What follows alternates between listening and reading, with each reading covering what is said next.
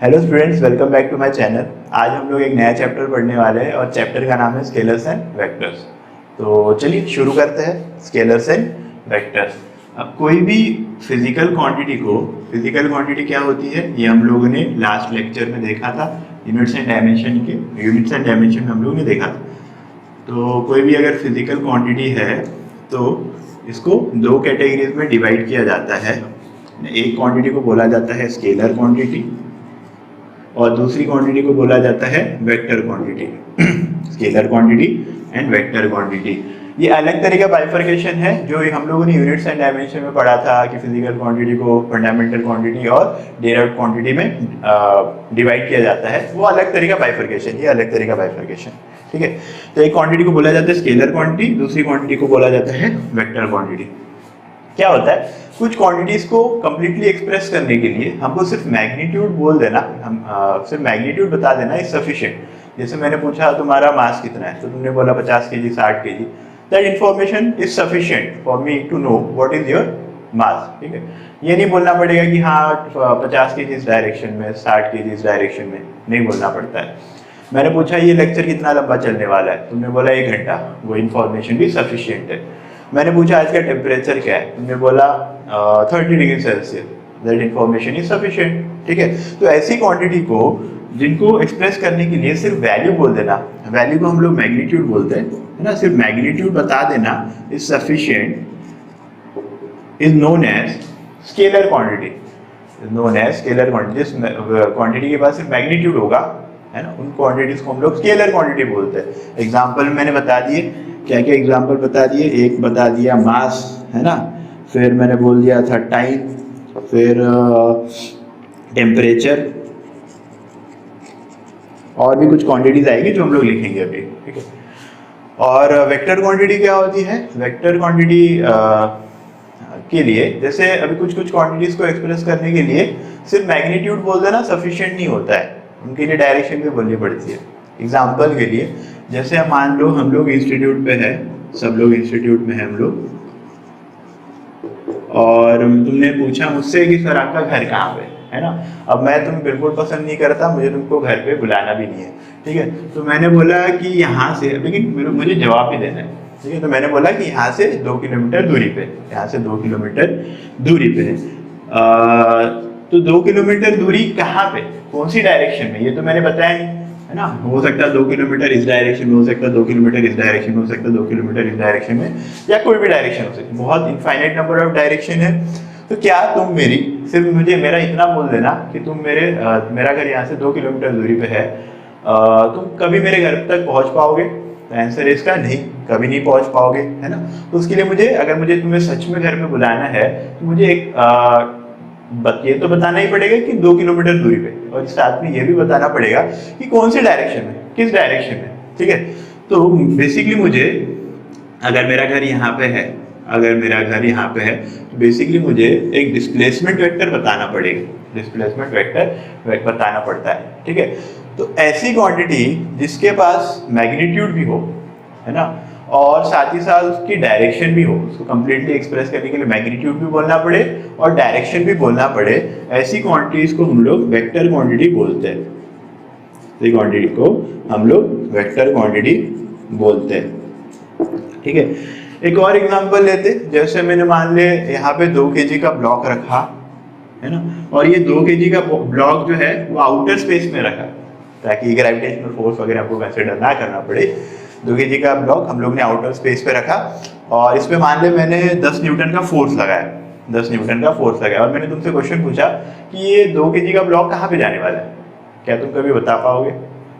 नहीं बता पाओगे, क्योंकि मैंने एक यहाँ ये जो इन्फॉर्मेशन मैंने दी है वो इनकम्प्लीट है, कुछ मिसिंग है इसमें। मैंने ये बताया नहीं कि 2 न्यूटन का 10 न्यूटन का जो फोर्स है कौन सी डायरेक्शन में मैं लगा रहा हूँ, है ना। हो सकता है वो इस डायरेक्शन में लगा रहा हूँ, हो सकता है वो इस डायरेक्शन में लगा रहा हूँ, हो सकता है वो इस डायरेक्शन में लगा रहा हूँ। तो उसके अकॉर्डिंग, जिस डायरेक्शन में लगाऊंगा उसके अकॉर्डिंग उस ब्लॉक का मोशन आएगा, उसके अकॉर्डिंग ब्लॉक का मोशन आएगा। तो यहाँ पे जो क्वांटिटी के बारे में बात कर रहा हूँ वो फोर्स के बारे में बात कर रहा हूँ। तो फोर्स को एक्सप्रेस करने के लिए उसका मैग्नीट्यूड भी बोलना पड़ता है, साथ ही साथ डायरेक्शन भी बोलनी पड़ती है, तो उसको हम लोग वेक्टर क्वांटिटी बोलेंगे, ठीक है।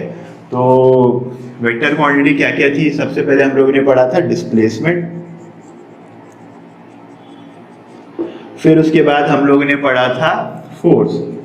अब फोर्स अगर वेक्टर क्वांटिटी होती है तो फोर्स एक्सेलरेशन भी एक वेक्टर क्वांटिटी होती है। एक्सेलरेशन अगर वेक्टर क्वांटिटी होती है तो वेलोसिटी भी एक वेक्टर क्वांटिटी होती है, वेलोसिटी भी एक वेक्टर क्वांटिटी होती है। ठीक है, अब इनके दो भाई यहाँ पे आते हैं, जैसे डिस्प्लेसमेंट का भाई यहाँ पे आता है डिस्टेंस, डिस्टेंस भी एक स्केलर क्वांटिटी होती है। ठीक है, और वेलोसिटी का भाई यहाँ पे आता है स्पीड, उसको भी हम लोग स्केलर क्वांटिटी बोलते हैं, है ना। जैसे हमारे पास गाड़ी होगी, है ना, हमारे पास गाड़ी होगी तो गाड़ी में अलग अलग चीज़ें मेजर करने के लिए मीटर्स होते हैं। जैसे ये एक मीटर ये बताता है कि हम लोग कितना तेजी से चल रहे हैं, दूसरा मीटर ये बताता है हम लोग कितना चल लिए। ठीक है, एक और वो फ्यूल बताता है, चौथा जो है आरपीएम बताता है। ठीक है, तो अभी पहले के दो मीटर पे कॉन्सेंट्रेट करते हैं। एक बताता है हम लोग कितना तेज चल रहे हैं, ठीक है, उसको, है ना, और दूसरा बताता है हम लोग ने कितना चला है। तो वो जो पहला वाला मीटर है वो मुझे वेलोसिटी बताता है कि स्पीड बताता है ना। आंसर इसका स्पीड बताता है, उसको इसलिए स्पीडोमीटर बोला जाता है, उसको स्पीडोमीटर बोला जाता है और वो स्पीड बताता है ना। उसको मतलब ही नहीं कि हम लोग कौन सी डायरेक्शन में जा रहे हैं, उसको कोई मतलब नहीं है, उसको चाहिए कि कितनी तेजी से जा रहे हैं। ठीक है, और उसमें एक और चीज आती है जो हमें बताती है कि हम लोग कितना चल लिए, तो हम लोग उस मीटर को हम लोग बोलते हैं ओडोमीटर। ओडोमीटर बेसिकली हमको बताता है डिस्टेंस, ना कि डिस्प्लेसमेंट। हम लोग कितना चल लिए, वो डिस्प्लेसमेंट नहीं बताता, कोई डायरेक्शन नहीं बताता, वो हमें बताता है कि हम लोग कितना चल लिए। ठीक है तो ये होता है। अच्छा, वेक्टर क्वांटिटी को बोलने के लिए एक और चीज इसमें ऐड करनी पड़ती है। ठीक है, सिर्फ मैग्नीट्यूड, ऐसी क्वांटिटी जिसके पास मैग्नीट्यूड हो, डायरेक्शन हो, उसी को वेक्टर क्वांटिटी बोलेंगे। इसमें एक चीज मिसिंग होती है। क्या मिसिंग होती है? वेक्टर क्वांटिटी होने के लिए उसको एक और चीज सेटिस्फाई करनी पड़ती है, एक और चीज उसको उस क्वांटिटी को सेटिस्फाई करनी पड़ती है। उसको हम लोग बोलते हैं laws of vector addition, laws of vector addition, है ना। अब ये क्या होता है हम लोग आगे पढ़ने वाले। ठीक है, तो अभी बस इतना ध्यान रखो। जैसे एक एग्जांपल ले लेते हैं, जैसे मैंने बोला क्या स्केलर को हम लोग ऐड कर सकते हैं? बिल्कुल कर सकते हैं। मैंने बोला 2 किलो शक्कर, मैं 2 किलो शक्कर मिलाओ, कितना होगा? 4 किलो शक्कर ही होगा। कहीं पे भी मिलाओ 2 किलो शक्कर प्लस 2 किलो शक्कर 4 किलो शक्कर ही होगा। ठीक है, लेकिन 2 Newton force plus 2 Newton force 4 Newton force हो सकता है, या 0 न्यूटन फोर्स भी हो सकता है, या 0 और 4 के बीच में कोई भी वैल्यू ले सकता है। ठीक है, तो दो वेक्टर को ऐड करने के लिए हम लोग को लॉज ऑफ वेक्टर एडिशन पढ़ना पड़ता है। लॉज ऑफ वेक्टर एडिशन हमको पढ़ना पड़ता है, उसके अकॉर्डिंग ही वेक्टर्स को हम लोग ऐड कर सकते हैं, है ना। एग्जांपल दे देता हूँ। जैसे मान ले हमारे पास ये ब्लॉक है, इस पे मैंने यहाँ से 2 न्यूटन का फोर्स लगाया, यहाँ से 2 न्यूटन का फोर्स लगाया। इस ब्लॉक पे टोटल फोर्स कितना लगा?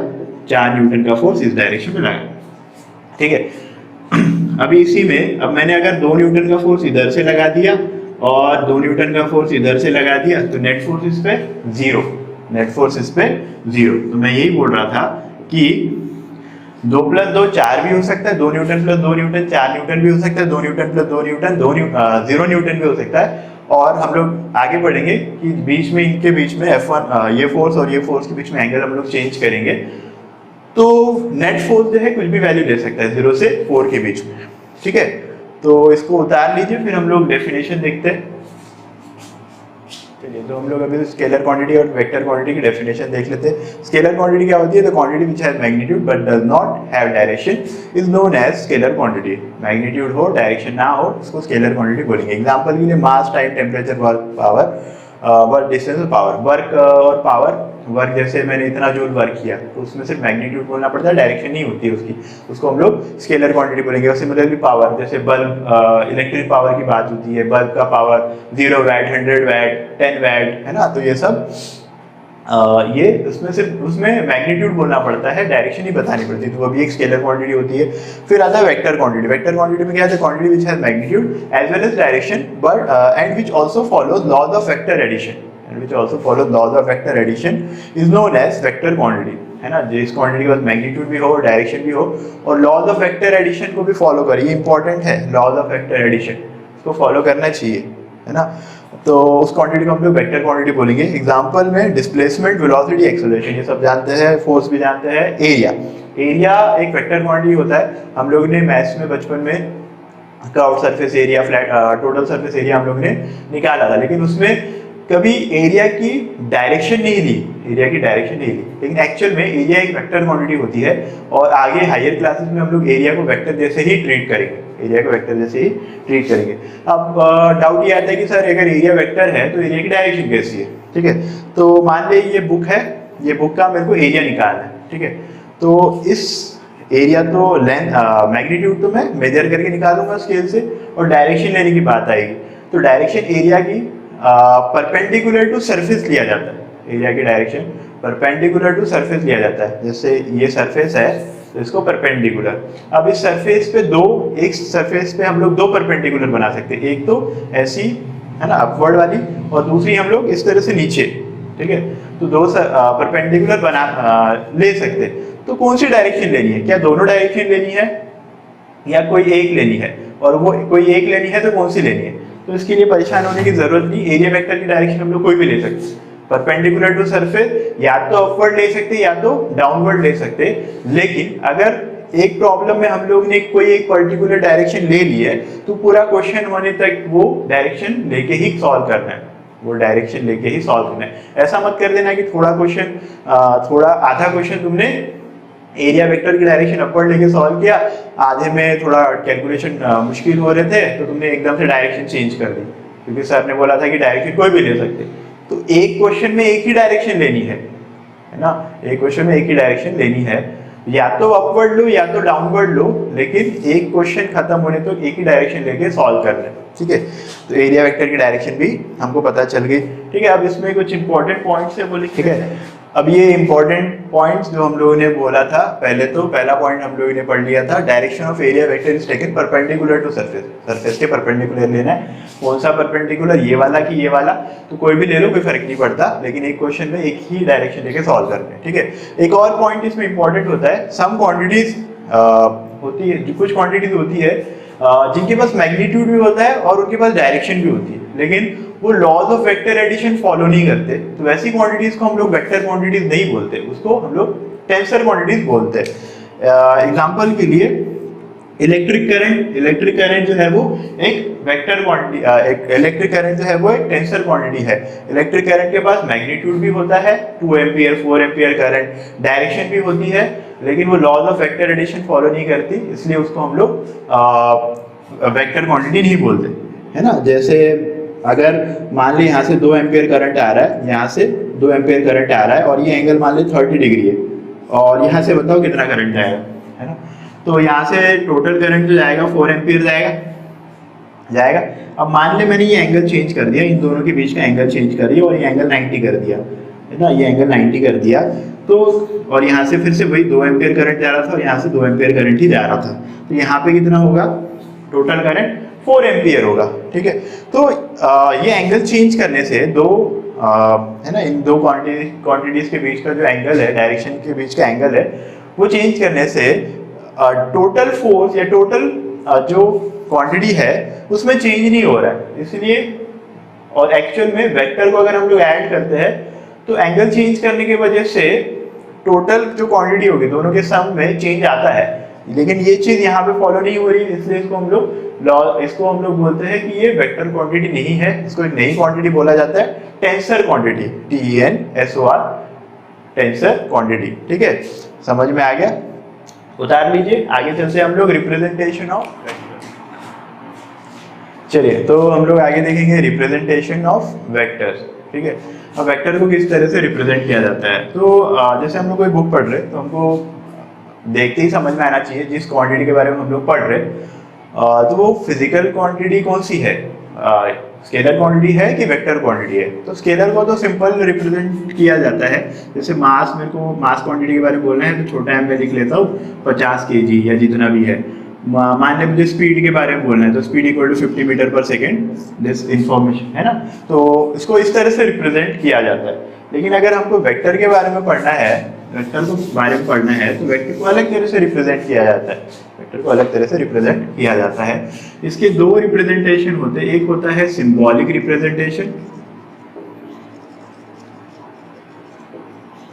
सिंबॉलिक रिप्रेजेंटेशन में हम लोग मान लिया हमको ए वेक्टर के बारे में बोलना है, तो ए वेक्टर अगर ए वेक्टर की बात हो रही है तो ए के ऊपर हमको एरो लगा हुआ मिलेगा, ठीक है, या ए के ऊपर एक बार लगा हुआ मिलेगा, या ए वेक्टर मतलब ए अल्फाबेट को बोल्ड किया हुआ मिलेगा, बोल्ड किया हुआ मिलेगा, या ए के ऊपर एक कैप लगी हुई मिलेगी, ठीक है। ये पर्टिकुलर सिंबल जो है हम लोग यूनिट वेक्टर के लिए यूज करते हैं, यूनिट वेक्टर के लिए यूज करते हैं। तो ये हो गया इसका सिंबॉलिक रिप्रेजेंटेशन। फिर आता है इसका ज्योमेट्रिकल रिप्रेजेंटेशन। ज्योमेट्रिकल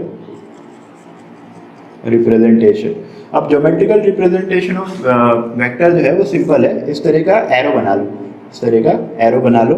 इस ये पॉइंट को हम लोग बोलते हैं टेल, और इसको हम लोग बोलते हैं हेड, इसको हम लोग बोलते हैं हेड, ठीक है। इस तरह का एरो बना, ठीक है। तो ये एरो जो है वेक्टर को रिप्रेजेंट करेगा, ये एरो जो है वेक्टर को रिप्रेजेंट करेगा। अब वेक्टर के पास दो चीज़ें होती है, उसके पास मैग्नीट्यूड भी होता है, उसके पास डायरेक्शन भी होती है। तो ये एरो जिस डायरेक्शन में पॉइंट करेगा वो हमको डायरेक्शन ऑफ वेक्टर बता देगा, डायरेक्शन ऑफ वेक्टर बता देगा। और एरो की जो लंबाई होगी वो हमें मैग्नीट्यूड बता देगा, वो हमें मैग्नीट्यूड बता देगा। किस तरह से बताएगा? ये जो एरो की लेंथ होती है वो बनाई जाती है proportional to magnitude of vector, proportional to magnitude of vector. मान ले मेरे को 2 न्यूटन फोर्स के बारे में बात करनी है, तो मैंने 2 सेंटीमीटर का यहाँ पे लेंथ खींच ली, 2 सेंटीमीटर की लेंथ खींच ली।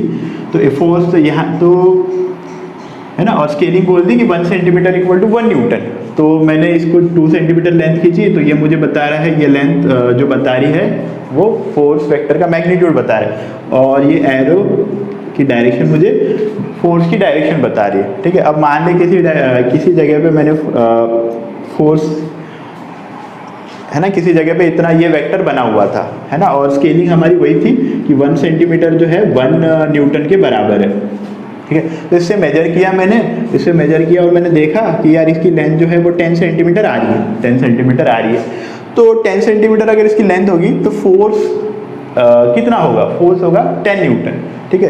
तो ये जो है 10 सेंटीमीटर जो है वो फोर्स के मैग्नीट्यूड को प्रोपोर्शनल बनाया, या वेक्टर के मैग्नीट्यूड को प्रोपोर्शनल बनाया जाता, और ये एरो की डायरेक्शन हमको वेक्टर की डायरेक्शन बताती है। तो यहाँ पे हम लोग ने बोल दिया कि फोर्स जो है वो 10 न्यूटन का लग रहा है और वो इस डायरेक्शन में लग रहा है, ठीक है। तो ये हो गया इसका ज्योमेट्रिकल रिप्रेजेंटेशन। अच्छा, कुछ और सिंबल इसमें यूज होते हैं।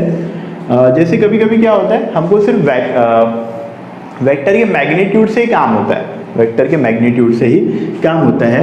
तो अगर हमको वेक्टर का मैग्नीट्यूड अगर रिप्रेजेंट करना है, जैसे ए वेक्टर का मैग्नीट्यूड अगर हमको रिप्रेजेंट करना है, तो कुछ मत करो, ए वेक्टर लिख लो और उसको 2 पैरेलल लाइन के बीच में रख दो, है ना, इसको 2 पैरेलल लाइन के बीच में रख दो। इसको बोला जाता है मॉड ऑफ वेक्टर ए, इसको बोला जाता है मॉड ऑफ वेक्टर ए। पढ़ते हैं हम लोग मॉड ऑफ वेक्टर ए या मॉड्यूलस ऑफ वेक्टर ए, ठीक है। ये हमें बताता है डायरेक्शन, ये हमें बताता है magnitude of vector A, magnitude of vector A, ठीक है। इस तरह से किया जाता है ना। अच्छा, वेक्टर में एक और पॉइंट इंपॉर्टेंट होता है। क्या इंपॉर्टेंट होता है? कि अगर कहीं पे वेक्टर बना हुआ है और मुझे वहाँ पे काम नहीं है, मुझे दूसरी जगह पे चाहिए, तो वेक्टर को हम लोग आराम से शिफ्ट कर सकते हैं। जैसे मान ले यहाँ पे एक वेक्टर बना हुआ है, ए वेक्टर बना हुआ है, ठीक है। अब मुझे वेक्टर ए को या मुझे वेक्टर को सॉल्व करना है या कुछ करना है, तो मुझे यहाँ पे नहीं चाहिए, मुझे यहाँ पे चाहिए। तो क्या करेंगे? कुछ मत करो, इसी के पैरेलल एक लाइन खींच लो, यहाँ पे इसी के पैरेलल एक लाइन खींच लो और इसकी जितनी लंबाई होगी उतनी लंबाई यहाँ पे बना लो, है ना। तो ये तुम्हारा वेक्टर ए यहाँ पे हम लोग ने शिफ्ट कर लिया, ठीक है। वेक्टर ए हम लोग ने यहाँ पे शिफ्ट कर लिया। तो वेक्टर को हम लोग किसी भी जगह पे शिफ्ट कर सकते, ठीक है, किसी भी जगह पे शिफ्ट कर सकते। तो यहाँ पे लिख लेते vectors can be shifted, vectors can be shifted in anywhere parallel to it. उसी के पैरेलल हम लोग कहीं पे भी उसको बना सकते। तो ए वेक्टर यहाँ पे था, मुझे यहाँ काम नहीं था, मुझे यहाँ काम था, तो मैंने यहाँ पे बना दिया, यहाँ पे बना दिया। अच्छा ये ध्यान रखना है कि ये और ये पैरेलल होनी चाहिए, पहली चीज़। दूसरी चीज़ मैंने बोला था इसकी जो लेंथ है मैग्नीट्यूड को रिप्रेजेंट करेगी, तो ये जितनी लेंथ होगी उतनी लेंथ यहाँ पे खींचनी पड़ेगी अपने को, तभी ये वेक्टर को हम लोग ये वेक्टर के बराबर बोल सकते हैं, ठीक है। तो ये हो गया। अब आगे चलते हैं, हम लोग पढ़ेंगे टाइप्स ऑफ वेक्टर। चलिए, तो वेक्टर, टाइप्स ऑफ वेक्टर। तो वेक्टर बहुत सारे टाइप्स के हैं। सबसे पहला टाइप है collinear vector. Collinear vector, collinear मतलब होता है एक लाइन में, है ना, एक लाइन में। जैसे मैथ्स में हम लोग ने पढ़ा होगा, फाइंड आउट, क्वेश्चन किए होंगे ऐसे कि find out whether the 3 points are collinear और नॉट, है ना। तो वही मतलब इसका मतलब होता है कि एक लाइन में है कि नहीं पता करो, ठीक है। अब कोलिनियर को दो कैटेगरी में डिवाइड किया जाता है। सबसे पहले कोलिनियर होता क्या है, जैसे मैंने एक वेक्टर ऐसा बनाया, एक वेक्टर ऐसा बनाया, ठीक है। तो ये एक लाइन में है ना, एक लाइन में है तो इसको कोलिनियर वेक्टर बोलेंगे, ठीक है। मैंने एक वेक्टर ऐसा बनाया और दूसरा वेक्टर ऐसा बनाया, तो ये ए वेक्टर हो गया, ये बी वेक्टर हो गया, ये ए वेक्टर हो गया और ये बी वेक्टर हो गया, ठीक है। तो यहाँ पे क्या ए और बी कोलिनियर है, एक लाइन में है, कोलिनियर है, हाँ है। तो यहाँ पे ए भी कोलिनियर है तो है, ठीक है। अब मान लो मैंने ए वेक्टर ऐसा बना दिया और बी वेक्टर ऐसा बना दिया। यहाँ पे मैंने ए वेक्टर ऐसा बना दिया और बी वेक्टर ऐसा बना दिया, ठीक है। क्या अभी ये कोलिनियर है? तो कुछ लोग बोलेंगे नहीं सर ये तो पैरेलल है, कोलिनियर कहाँ से, एक लाइन में है ही नहीं, ये भी नहीं है, ठीक है। एक्चुअल में ये दोनों भी है, ठीक है। अब उसके लिए अभी थोड़ी देर पहले जो हम लोगों ने पॉइंट लिखा था उस पर ध्यान दो कि वेक्टर्स को हम लोग कहीं पे भी शिफ्ट कर सकते हैं। तो ये वाला वेक्टर अगर मुझे यहाँ पे नहीं चाहिए होगा तो मैं इसको यहाँ पे इधर बना ही सकता कभी भी, है ना। तो ये वाली चीज़ और ये वाली चीज़ इक्विवेलेंट है, ये वाली चीज़ और ये वाली चीज़ इक्विवेलेंट है। इसी के पैरेलल डायरेक्शन में मैंने यहाँ पे खींच लिया तो यही चीज़ बन जाएगी, यही चीज़ बन जाएगी। तो इसको अगर कोलिनियर बोल रहा हूँ तो इसको भी बोलना पड़ेगा, है ना। सिमिलरली अगर मैं इसको कोलिनियर बोल रहा हूँ तो इसको भी मुझे कोलिनियर बोलना पड़ेगा, है ना। तो ये भी कोलिनियर, तो ये चारों जो वेक्टर्स है वो सारे कोलिनियर है। अब इनको हम इनमें देखो ए वेक्टर और बी वेक्टर की डायरेक्शन सेम है, ए वेक्टर और बी वेक्टर की डायरेक्शन सेम है, तो इसको हम लोग बोलते हैं पैरेलल वेक्टर्स, इनको हम लोग बोलते हैं पैरेलल वेक्टर्स। और इसमें देखो ए वेक्टर और बी वेक्टर की डायरेक्शन अपोजिट है तो इसको हम लोग बोलते हैं anti parallel vector,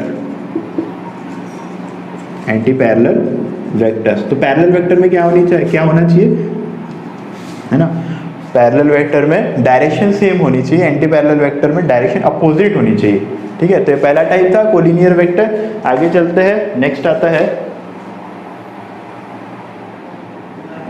second type of vector होता है इक्वल वेक्टर, इक्वल वेक्टर्स। अब इक्वल वेक्टर्स क्या होते हैं, अब इक्वल वेक्टर के बाद दो चीज़ें होती है, मैग्नीट्यूड और डायरेक्शन। तो दो वेक्टर कब इक्वल होंगे, दो वेक्टर कब इक्वल होंगे, जैसे मैंने ए वेक्टर बोल दिया और ये बी वेक्टर बोल दिया, तो ये दो वेक्टर कब इक्वल होंगे, जब दोनों के मैग्नीट्यूड सेम होंगे और डायरेक्शन भी सेम होंगे, है ना। तो यहाँ पे हम लोग बोलेंगे इक्वल मैग्नीट्यूड होना चाहिए और डायरेक्शन भी इक्वल होनी चाहिए, इक्वल डायरेक्शन, ठीक है। चलो ये हो गया इक्वल वेक्टर, ठीक है। फिर और इसी का भाई आता है ना, कजिन भाई, उसको हम लोग बोलते हैं negative vector, negative vector. Negative vector क्या होता है, जैसे मान लो कभी ए वेक्टर ऐसा बना हुआ है, अच्छा इसको हम लोग रिप्रेजेंट ऐसा करते हैं, ए वेक्टर जो है इक्वल टू बी वेक्टर, खत्म, ठीक है। अब मान ले ए वेक्टर ऐसा बना हुआ है ना, और बी वेक्टर ऐसा बना हुआ है, ठीक है। अब दोनों की लेंथ मान ले सेम सेम है, दोनों की लेंथ सेम सेम है ना। तो यहाँ पे मुझे क्या दिख रहा है कि दोनों का, अगर दोनों की लेंथ सेम है तो दोनों का मैग्नीट्यूड भी सेम होगा, लेकिन डायरेक्शन अपोजिट है, डायरेक्शन अपोजिट है, तो इसको हम लोग निगेटिव वेक्टर्स बोलते हैं, है ना। तो यहाँ पे हमको इक्वल मैग्नीट्यूड मिलेगा और इसकी डायरेक्शन अपोजिट होगी, तो अपोजिट डायरेक्शन होनी चाहिए, तो वैसे वेक्टर्स को हम लोग निगेटिव वेक्टर बोलेंगे। तो यहाँ पे हम लोग ऐसा लिखेंगे इसको, ए वेक्टर जो है वो निगेटिव ऑफ बी वेक्टर है, या बी वेक्टर जो है वो निगेटिव ऑफ ए वेक्टर, ये भी लिख लेते हैं, बी वेक्टर जो है वो निगेटिव ऑफ ए वेक्टर है, ठीक है। तो इस तरह से हम लोग इसको रिप्रेजेंट करते हैं।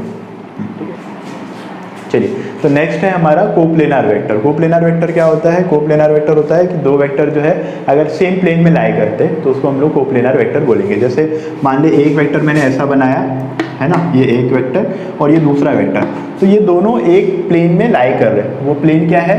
ये मेरा बोर्ड प्लेन है, तो इसको हम लोग कोप्लेनार वेक्टर बोलेंगे। एक और एग्जांपल ले लिया, मैंने वेक्टर ऐसा बनाया, ठीक है, तो ये हमेशा ये बुक के प्लेन में लाई कर रहे हैं, कोई भी एक प्लेन, ठीक है। एक प्लेन हमेशा बन रहा है जो इन दोनों में से पास करे, एक कॉमन प्लेन हो रहा है जो इन दोनों में से पास करे, उसको हम लोग कोप्लेनार वेक्टर बोलेंगे, ठीक है, कोप्लेनार वेक्टर बोलेंगे। सिंपल सा है, अगर दो या दो से ज़्यादा वेक्टर एक ही प्लेन में लाई कर रहे हैं तो इसको हम लोग कोप्लेनार वेक्टर बोलेंगे, सिंपल, ठीक है। फिर लास्ट जो है, अच्छा इसमें और भी वेक्टर्स आते हैं, जैसे यूनिट वेक्टर है ना, और भी टाइप्स है इसके, यूनिट वेक्टर हो गया, पोजीशन वेक्टर हो गया, डिस्प्लेसमेंट वेक्टर हो गया, ये हम लोग धीरे धीरे आगे पढ़ेंगे, ठीक है। तो चलिए आगे चलते हैं, ये हो गया हमारा टाइप्स ऑफ वेक्टर। अब आगे हम लोग पढ़ेंगे एडिशन ऑफ वेक्टर्स। चलिए, तो आगे हम लोग बढ़ते हैं अलजेब्रा ऑफ वेक्टर की तरफ, ठीक है। अब इसमें हम लोग पढ़ेंगे कि दो वेक्टर को ऐड कैसे करेंगे, वेक्टर्स को सब्ट्रैक्ट कैसे करेंगे, वेक्टर्स को मल्टीप्लाई कैसे करेंगे, है ना, वेक्टर्स को डिवाइड कैसे करेंगे। डिवीजन तो होता नहीं है, पॉसिबल नहीं है, ठीक है, तो वो हम लोग नहीं पढ़ेंगे। वेक्टर का डिवीजन डिफाइंड नहीं है, ठीक है। तो स्केलर को कैसे ऐड करते हैं? स्केलर को जैसे मैंने बोला 2 किलो शक्कर में 2 किलो शक्कर जोड़ो, सीधा 2 + 2 4 कर दिया तुमने, है ना, तो 2 × 2 करो, है ना, तो सीधा 2 × 2 4 कर दिया, तो उसके लिए कुछ लॉज नहीं है। लेकिन वेक्टर के एडिशन में हम लोग ने देखा कि 2 + 2 4 भी हो सकता, 2 + 2 0 भी हो सकता, तो इसके पीछे कुछ लॉज होते हैं, इसको हम लोग लॉज ऑफ वेक्टर एडिशन बोलते हैं, ठीक है। इसमें सबसे पहला लॉ आता है triangle law of vector addition, ठीक है। अभी लॉ बोलता है कि if two vectors are represented in magnitude and direction by two adjacent sides of triangle joining head to tail, then the third side of triangle taken in reverse order gives the resultant of two vector, resultant मतलब addition of two vector, ठीक है, ये होता है।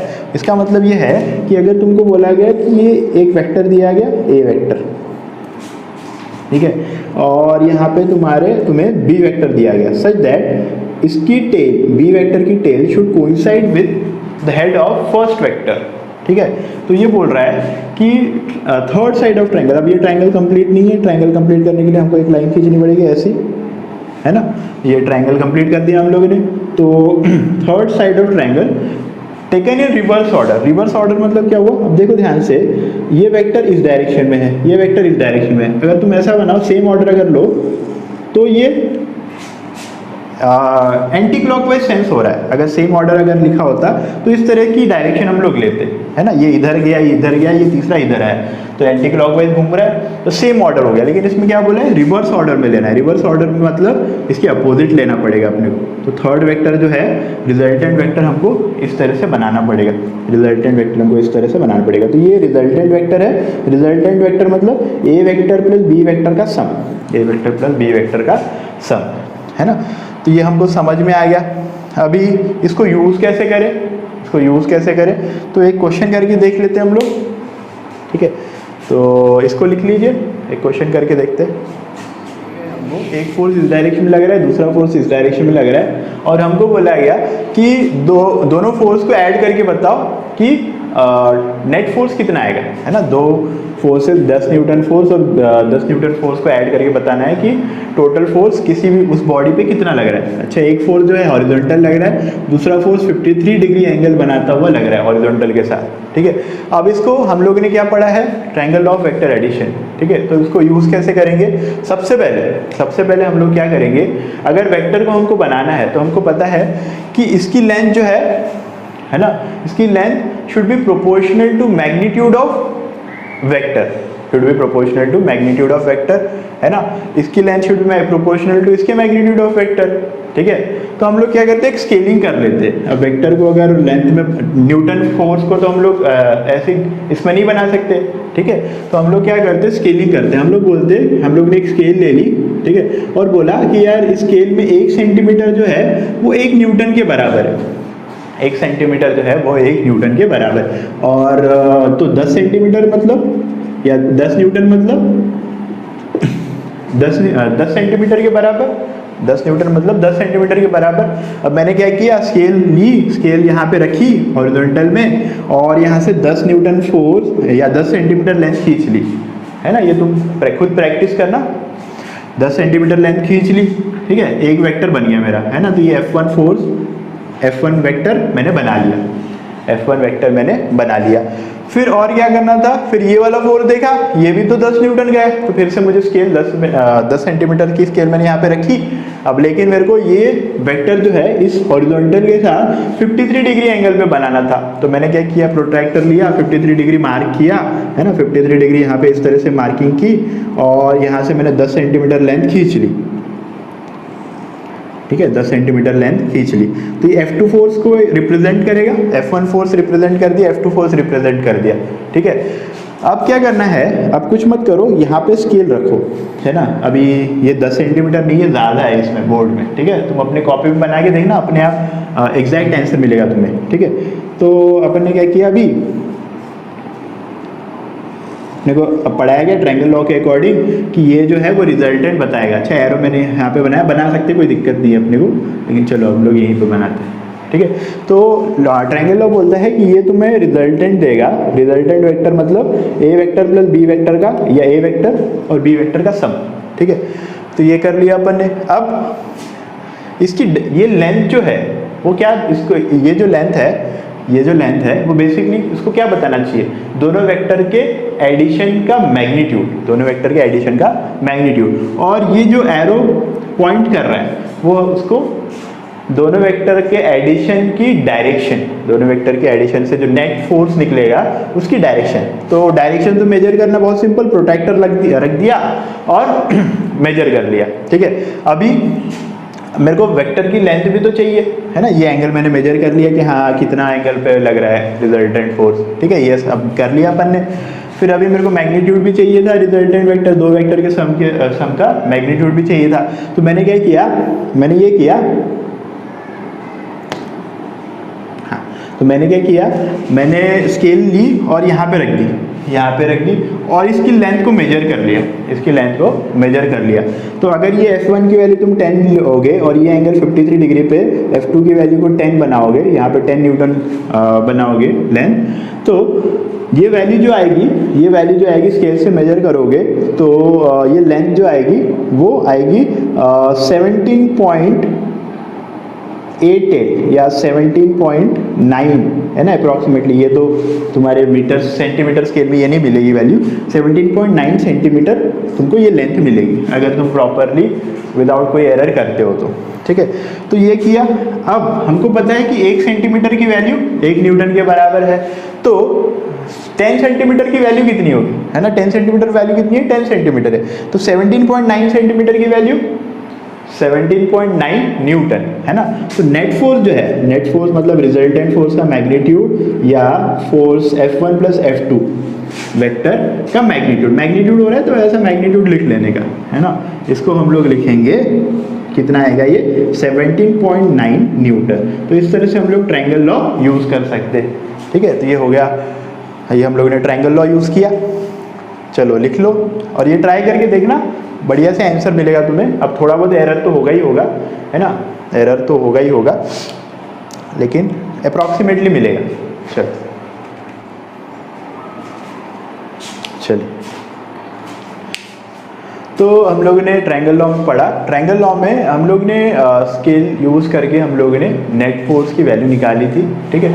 अब उसमें तुमने observe किया होगा कि उसमें एरर आते हैं, है ना। जैसे चार लोग अगर उसको सॉल्व कर रहे हैं तो एक ने 17.8 बोल दिया, एक ने 17.9 बोल दिया, एक ने 17.6 बोल दिया। तो इस तरह के एरर आएंगे, जहाँ जहाँ पे मेजरमेंट आता है वहाँ पे एरर आता है, ठीक है।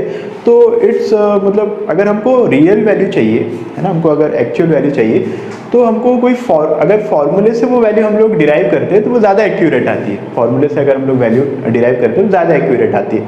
तो उसके लिए हम लोग उसी में एनालिटिकल मेथड पढ़ते हैं। जो हम लोग ने पहले मेथड पढ़ा था वो ज्योमेट्रिकल मेथड था, है ना। उसमें हम लोग एनालिटिकल मेथड पढ़ेंगे। एनालिटिकल मेथड में क्या होता है, कुछ नहीं, हम लोग ने क्या किया, ए वेक्टर बना दिया, बी वेक्टर बना दिया, जैसे अखबार बनाते हैं, है ना। ये ए वेक्टर हो गया, ये बी वेक्टर हो गया। अच्छा, ये लेंथ क्या बताएगी, इसकी अगर लेंथ में मेजर करूंगा तो ए वेक्टर का मैग्नीट्यूड बताएगी, ए वेक्टर का मैग्नीट्यूड बताएगी। तो ए वेक्टर के मैग्नीट्यूड को हम लोग ऐसा लिख लेते हैं, ए वेक्टर का मैग्नीट्यूड ऐसा लिखते हैं, या तो कभी कभी ऐसा भी लिख देते है ना, कभी कभी ऐसा लिख देते ताकि ये थोड़ा कॉम्पैक्ट लगता है ना, कॉम्पैक्ट लगता है। तो ये मुझे क्या बताएगा, ए वेक्टर की का मैग्नीट्यूड बताएगा।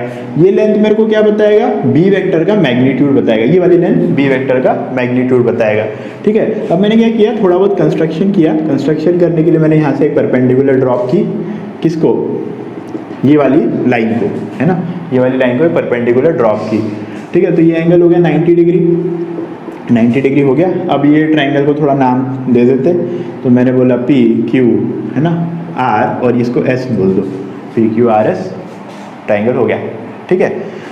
अब इस एंगल को कुछ बोल दो, इस एंगल को थीटा बोल दो, इस एंगल को थीटा बोल दो, ठीक है। तो मेरे को बेसिकली निकालना है, अच्छा, ये अगर ए वेक्टर का मैग्नीट्यूड है, ये बी वेक्टर का मैग्नीट्यूड है, तो ये क्या है, ये रिजल्टेंट वेक्टर का मैग्नीट्यूड है। तो मेरे को वही निकालना है कि ये रिजल्टेंट वेक्टर की लेंथ है कितनी, मैग्नीट्यूड है कितना, वही मुझे निकालना है, ठीक है। तो मेरे को आर निकालना है, फिर साथ ही साथ मेरे को बताना है कि ये डायरेक्शन कैसी है, आर वेक्टर की या रिजल्टेंट वेक्टर की डायरेक्शन कैसी है। तो दो चीज़ें मेरे को बतानी है। सबसे पहले मैग्नीट्यूड कैलकुलेशन करते हैं, है ना, मैग्नीट्यूड ऑफ रिजल्टेंट वेक्टर, ठीक है, मैग्नीट्यूड ऑफ रिजल्टेंट वेक्टर।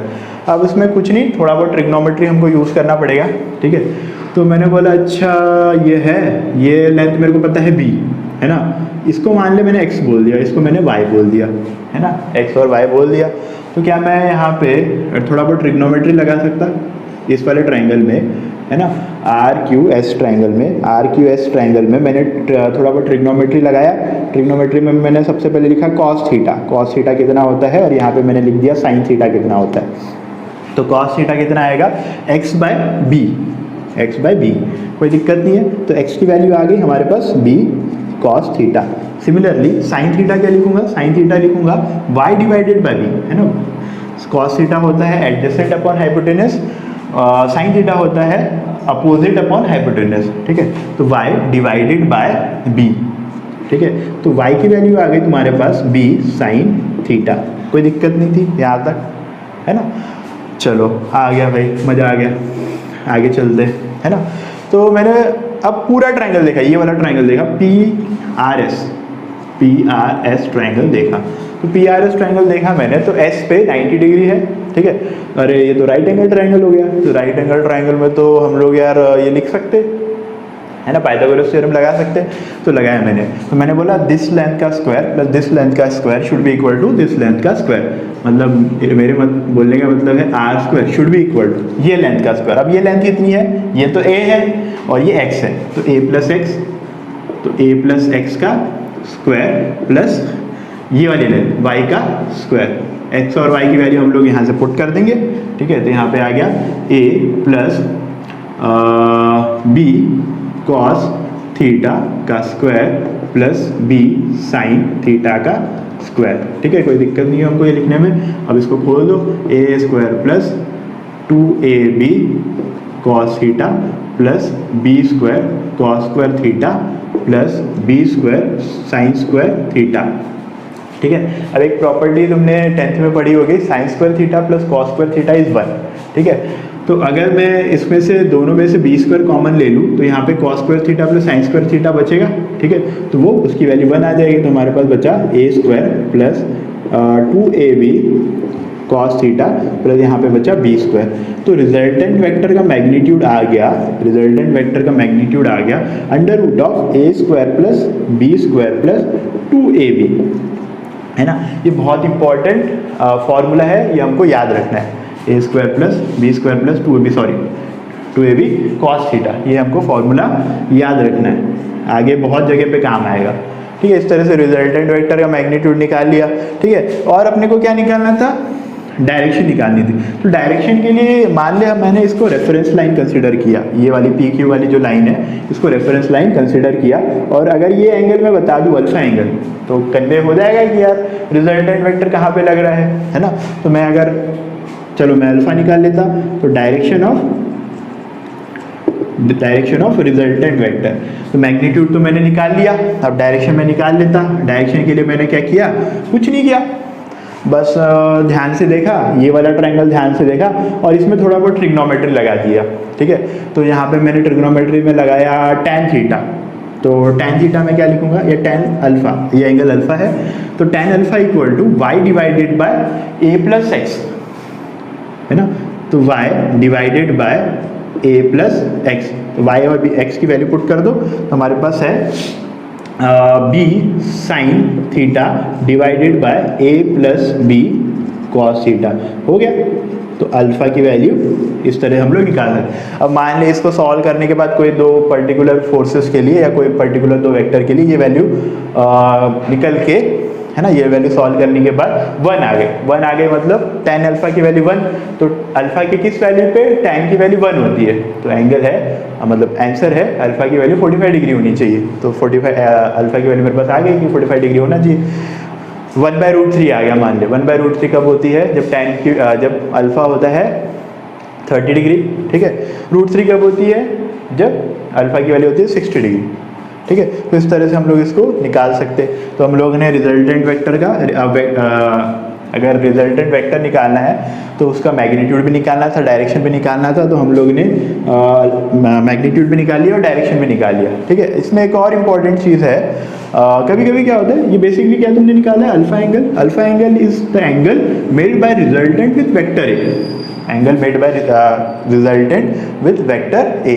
अभी कभी कभी क्या होगा, तुमको बोलेगा तुम ए के साथ एंगल मत बताओ, उसको मजा नहीं आएगा, उसको बोलेगा, वो बोलेगा तुम क्या करो बी के साथ एंगल बताओ, है ना, बी वेक्टर के साथ रिजल्टेंट वेक्टर कितना एंगल बना रहा है वो बताओ। तो तुमको क्या करना पड़ेगा, इसको थोड़ा सा ऐसा करो, इसको एक्सटेंड करो, फिर यहाँ पे ये एंगल जो आएगा वो आएगा। यह एक और तरीका है। अब हम लोगों ने पढ़ा है कि वेक्टर को कहीं पे भी शिफ्ट कर सकते हैं, कोई दिक्कत नहीं होती इनको। तो मैंने बी वेक्टर का पैरेलल यहाँ पे लाइन खींच ली और यहाँ पे बी वेक्टर बना लिया, बी वेक्टर बना लिया। तो ये एंगल बेसिकली मेरे को पूछ रहा है, इस एंगल को मान ले मैंने बीटा बोल दिया, इस एंगल को बीटा बोल दिया।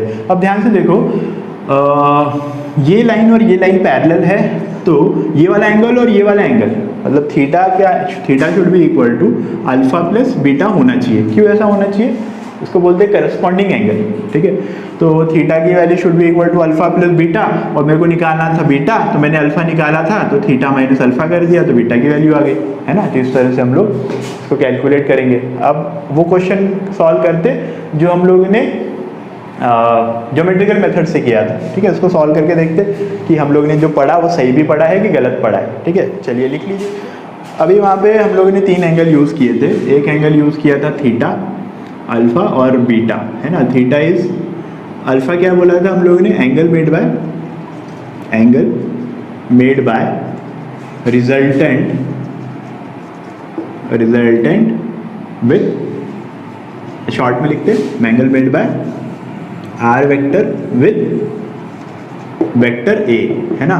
सिमिलरली बीटा एंगल को क्या बोला था, बीटा कौन सा एंगल था, angle made by r vector with vector b, ठीक है। अब थीटा जो है, थीटा होता है एंगल बिटवीन, इसका नाम है थीटा है angle between 2 vectors, angle between a vector and b vector, ठीक है। अब ये एक इंपॉर्टेंट चीज़ है कि हम लोग सबसे पहले अगर हमको रिजल्टेंट वेक्टर निकालना है तो हमको दोनों वेक्टर के बीच में एंगल जो थीटा एंगल है वो सही सही चूज़ करना आना चाहिए, ठीक है। तो थीटा किस तरह से चूज़ किया जाएगा, मान ले एक वेक्टर ऐसा दिया गया अपने को और एक वेक्टर ऐसा दिया गया, ठीक है। एक वेक्टर ऐसा दिया गया और एक वेक्टर ऐसा दिया गया, ठीक है। अब ठीक है, थीटा चूज़ करने के लिए कुछ रूल होता है कि क्या करो, सबसे पहले दोनों की टेल कोइंसाइड करो।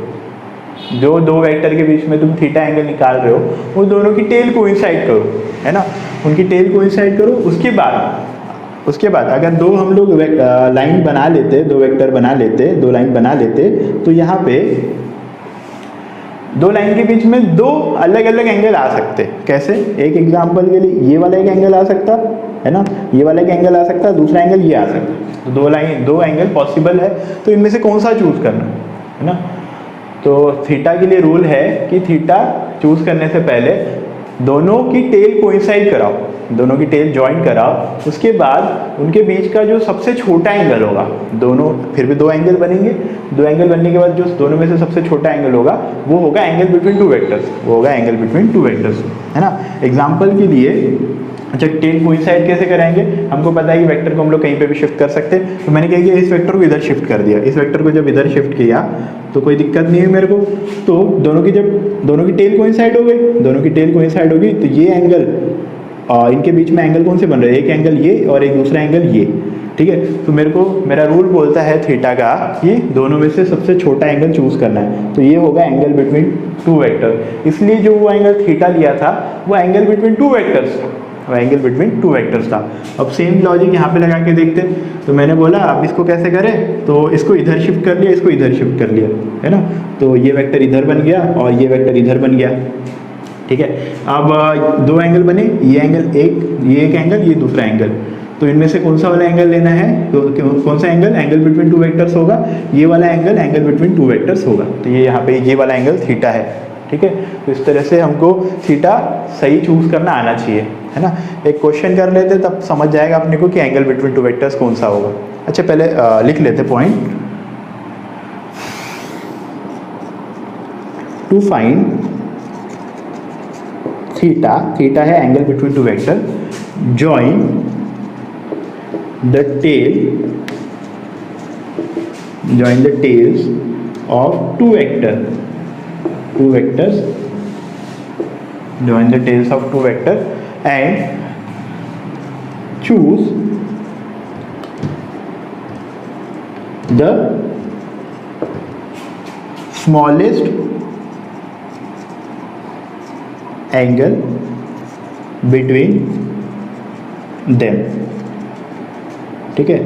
स्मॉलेस्ट एंगल बिटवीन देम, दोनों की टेल ज्वाइन करनी है, फिर उसके बाद उनके बीच का जो सबसे छोटा एंगल होगा उसको हम लोग एंगल बिटवीन टू वेक्टर्स बोलेंगे, ठीक है। इसको उतार लीजिए, एक क्वेश्चन करके देखते ताकि हमें ये बात समझ में आई कि नहीं आई। चलिए ये क्वेश्चन करते हैं। इसमें अपने को तीन वेक्टर दिए गए, ए वेक्टर, बी वेक्टर और सी वेक्टर, तीनों एक पॉइंट की तरफ पॉइंट कर रहे हैं, ठीक है। और ये एक्सिस दी गई है अपने को, ये एक्स एक्सिस, ये वाई एक्सिस, ठीक है। अपने को बोला गया find angle between a vector and b vector, find angle between b vector and c vector, find angle between a vector and c vector. ये क्वेश्चन है अपना, ठीक है। ट्राई कीजिए स्क्रीन पॉज करके, ठीक है। चलिए अभी ए वेक्टर और बी वेक्टर में एंगल निकालना है। तो लॉजिक क्या बोलता है, हम लोगों ने क्या पढ़ा है कि सबसे पहले दोनों वेक्टर की टेल हमको कोइंसाइड करानी है, ठीक है। पहले कर लेते कोइंसाइड, फिर बात करते हैं। तो ये वेक्टर ऐसा था, ए वेक्टर और बी वेक्टर को बनाते, ए वेक्टर ऐसा था, मतलब ये ए वेक्टर ऐसा था और बी वेक्टर ऐसा था, और ये एंगल अपने को कुछ दिया था, ठीक है। ये एंगल अपने को दिया था 60, ये एंगल अगर 60 होगा तो तुमको नहीं लगता ये एंगल 30 डिग्री होगा, बिल्कुल होगा। और ये एंगल अपने को 50 डिग्री दिया था, ये एंगल अपने को 50 डिग्री दिया था।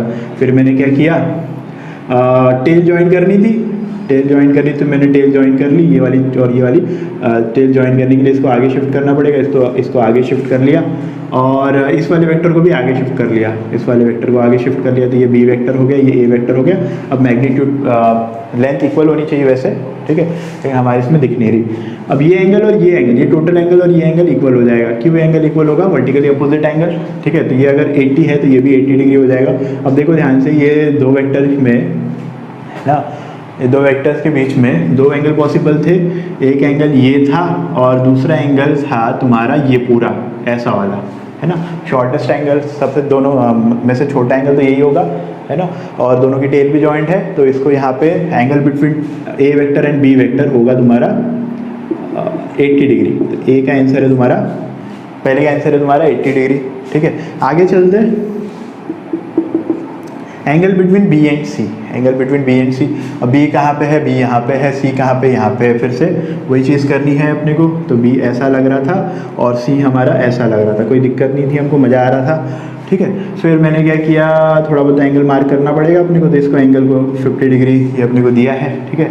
अभी क्योंकि एंगल बिटवीन टू वेक्टर्स निकालने के लिए दोनों की टेल जॉइन करनी पड़ेगी, तो इसको आगे शिफ्ट किया, इसको आगे नीचे शिफ्ट किया, तो ये बना। इसके पैरेलल हम लोग ने इसको नीचे बना दिया और इसके पैरेलल इसको ऊपर बना दिया, ठीक है। तो ये तुम्हारा हो गया तुम्हारा सी वेक्टर और ये हो गया तुम्हारा बी वेक्टर, ठीक है। तो बेसिकली मुझे ये वाला एंगल चाहिए, ये है एंगल बिटवीन टू वेक्टर्स, है ना, ये हो गया एंगल बिटवीन टू वेक्टर्स। अब इसको भूल जाओ, लेकिन ये मेरे को पता है ये 50 डिग्री है। अब ये टोटल लेंथ कितनी होती है, मतलब टोटल एंगल होता है 180 डिग्री।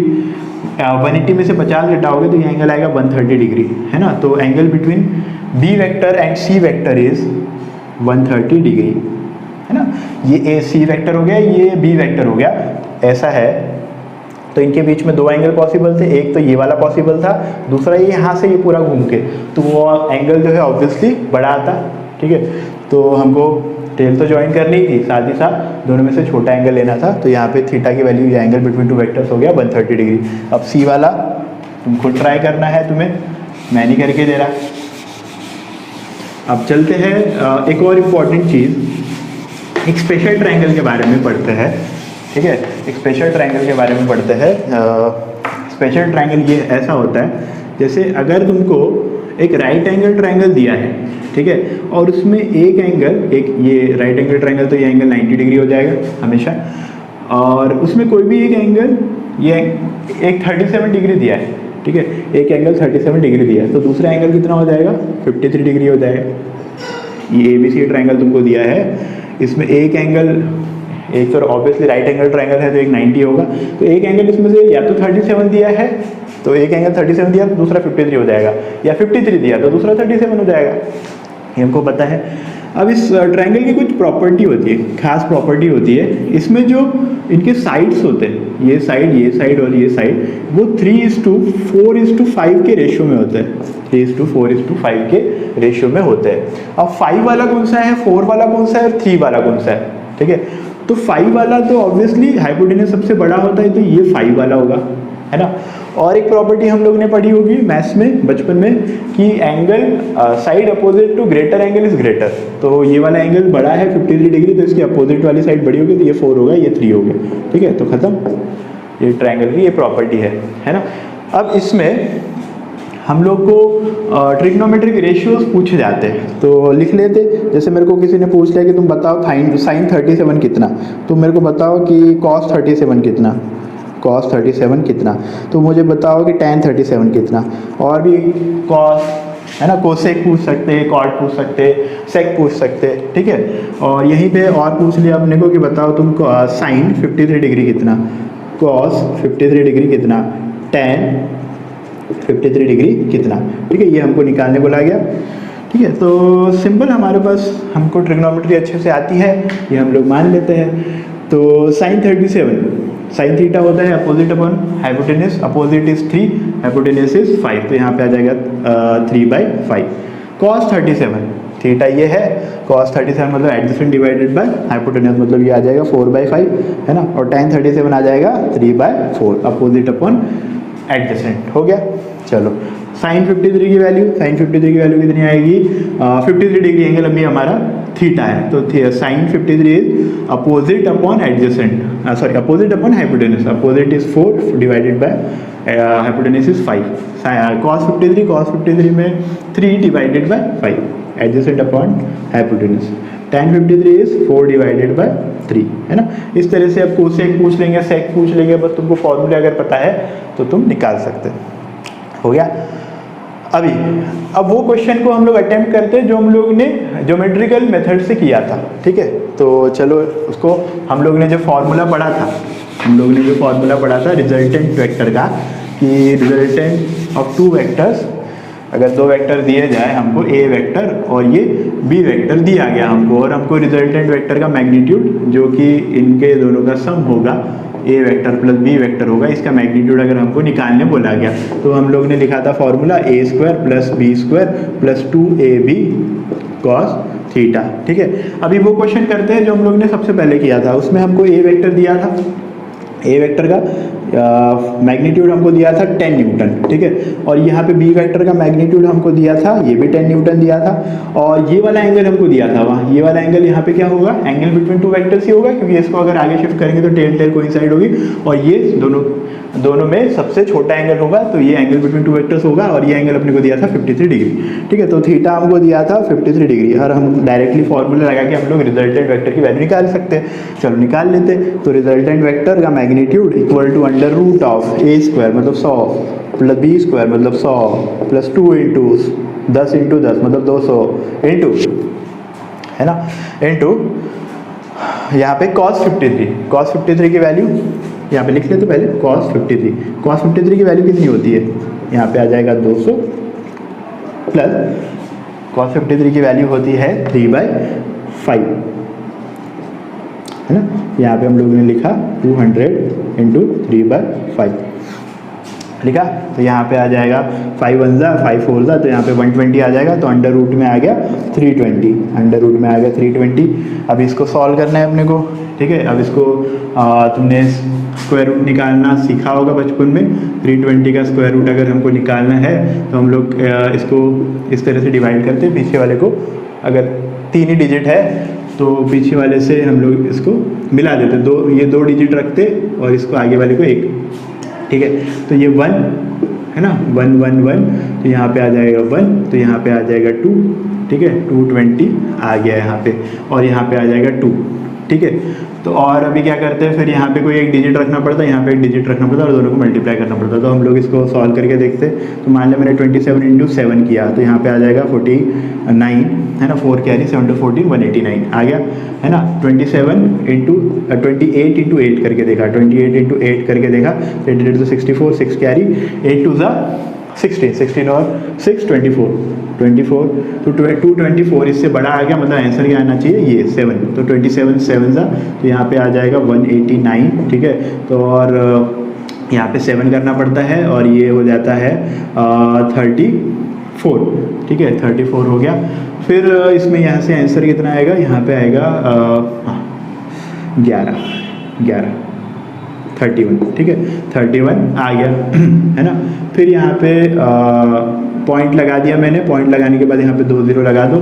अब यहाँ पे ऐसा कोई डिजिट लगाना पड़ेगा, यहाँ पे हमको ऐसा कोई डिजिट लगाना पड़ेगा जिसको उसी से मल्टीप्लाई करो तो यहाँ पे इससे छोटी वैल्यू आएगी। अब तुम कैलकुलेट करके देख लेना, ये 8 आएगा, है ना, 8 आएगा। फिर आगे यही चीज़ करनी है, 8 और एक 8 आएगा, है ना, और एक 8 आएगा। यहाँ पे तुम्हारा रिजल्टेंट फोर्स हो गया 17.88 न्यूटन, ठीक है। तो ये वैल्यू यहाँ से आती है। अब देखो, अगर तुम इससे करोगे, इस वाले फॉर्मूले वाले मेथड से करोगे, तो तुम्हारा सभी का आंसर सेम आएगा, और इसमें एरर होने की प्रोबेबिलिटी कम है ना, एज़ कम्पेयर टू हमारा पहला वाला मेथड, ठीक है। तो ये मेथड ज़्यादा यूजफुल है, इसको एनालिटिकल मेथड बोलते हैं। चलिए लिख लीजिए इसको, एक और क्वेश्चन होगा। चलिए, तो ये क्वेश्चन दिया गया अपने को, a body is acted upon by 2 forces as shown in the figure, find the acceleration of body, और अपने को बोला गया नेग्लेक्ट ग्रेविटी, ठीक है। एक बॉडी दी गई 2 मास 2 kg की, ठीक है। इस पर एक फोर्स लग रहा है इस डायरेक्शन में 20 न्यूटन का, और इस डायरेक्शन में लग रहा है 20 न्यूटन का, ठीक है। अपने को ये वाला एंगल दिया है 60 डिग्री, अपने को बोला गया एक्सेलरेशन निकालो। अब एक्सेलरेशन अगर निकालना होगा तो सबसे पहले हमको नेट फोर्स निकालना पड़ेगा। अब नेट फोर्स के लिए हमको 2 फोर्सेस को ऐड करना पड़ेगा। अब 2 फोर्स को ऐड कैसे करते हैं, हम लोगों ने अभी थोड़ी देर पहले फॉर्मूला पढ़ा था, R = √A² + B² + 2AB cos theta. तो वही फॉर्मूला आपको लगाना है, लेकिन उसमें थीटा थोड़ा सा इंपॉर्टेंट है। अब बच्चे यहाँ पे ये क्वेश्चन को गड़बड़ इसलिए कर देंगे क्योंकि वो थीटा गलत ले लेंगे, है ना। अब थीटा सबसे पहले मैं वही थीटा लेके बता देता, थीटा क्या आएगा। थीटा लेने के लिए सबसे पहले 2 फोर्सेस को की टेल ज्वाइंट करनी पड़ेगी। तो एक फोर्स ऐसा हो गया, दूसरा फोर्स ऐसा हो गया। तो यहाँ पे जो 60 डिग्री दिया है वो थीटा नहीं है, थीटा तुम्हारा क्या आएगा, 120 डिग्री आएगा, थीटा 120 डिग्री आएगा।